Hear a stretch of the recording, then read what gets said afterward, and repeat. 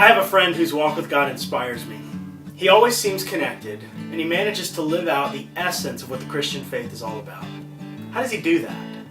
In our study of 1 John, that's the question we're going to explore. We're going to look at, in 1 John, what has the potential to make the difference in your relationship with God and mine. Buddy, thanks for being a part of our Thrive Bible study. My hope is that these videos will be helpful for people who can't make it each week to the study. So if you were there this week, this is a great recap. If you weren't able to make it that first week, you're not too late. This will give you a little rundown of what we talked about, and then you can jump right back in. All right, so 1 John. 1 John was written by the Apostle John, same guy who wrote the Gospel of John, 2nd and 3rd John. He wrote it in AD 90 to the churches in Asia Minor, primarily concerned with combating the Gnosticism that was infiltrating these churches.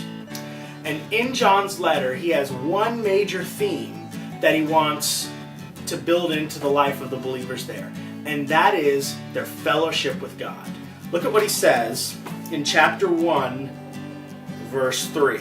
He says, "That which we have seen and heard, we proclaim also to you, so that you too may have fellowship with us, and indeed our fellowship is with the Father and with his Son, Jesus Christ." John wants the believers in these churches to have intimate fellowship with God, the same fellowship that he enjoys and the apostles enjoy, because he knows that fellowship with God is the key to living out the Christian faith. And in his letter, John is going to talk about three major themes that center around this deal of fellowship. That it's like, if we have fellowship with God, we're going to live lives of truth, love, and holiness. It's kind of like this. Oftentimes, we try to live lives of truth, love, and holiness. And we fail at it. We fail to realize that ultimately, God is the source of these things. And it's only when we are in fellowship with God that we truly are able to live these out. So the question for us is, how's our fellowship with God? So here's the challenge for us. It's really very simple.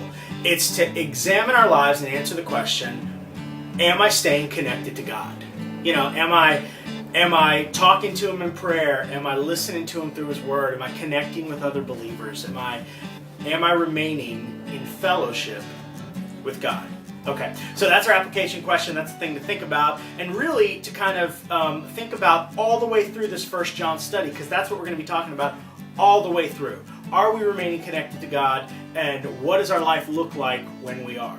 And so this will be a great opportunity for us to examine that and to really make some changes and to think in our life, okay, how can I be more connected to God, if that makes sense. Second challenge is really just to be a part of the study. Even if you can't be there every week, be there when you can, but still track along with us as we're going through 1 John, because it's going to be a very rewarding time. All right, cool. That's it. Thanks for watching.